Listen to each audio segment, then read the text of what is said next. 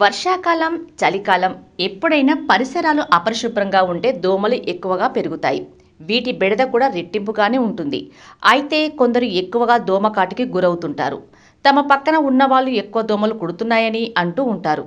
కానీ పక్కనే ఉన్న మరికొంతమందికి మాత్రం ఎలాంటి ఇబ్బంది ఉండదు. దోమలు కొందరినే ఎక్కువగా కుడుతుంటాయి, మరికొందరిని తక్కువగా కుడుతుంటాయి. అయితే వీటన్నింటికి అనేక కారణాలు ఉన్నాయని నిపుణులు చెబుతున్నారు.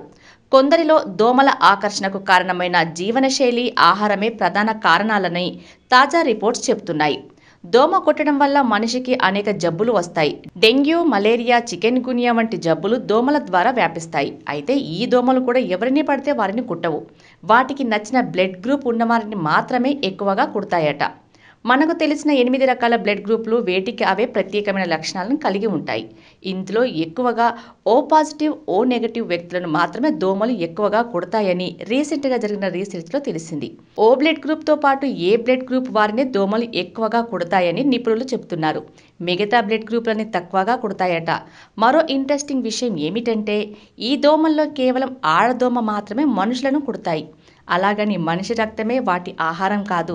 వాటి సంతాన ఉత్పత్తి పెరగటం అంటే గుడ్ల కోసం మనుషుల రక్తాన్ని తాగుతాయి.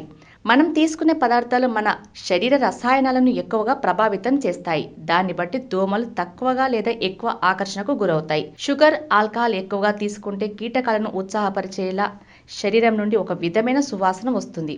ఇది కూడా దోమల ఆకర్షణకు కారణమవుతాయని చెబుతున్నారు నిపుణులు.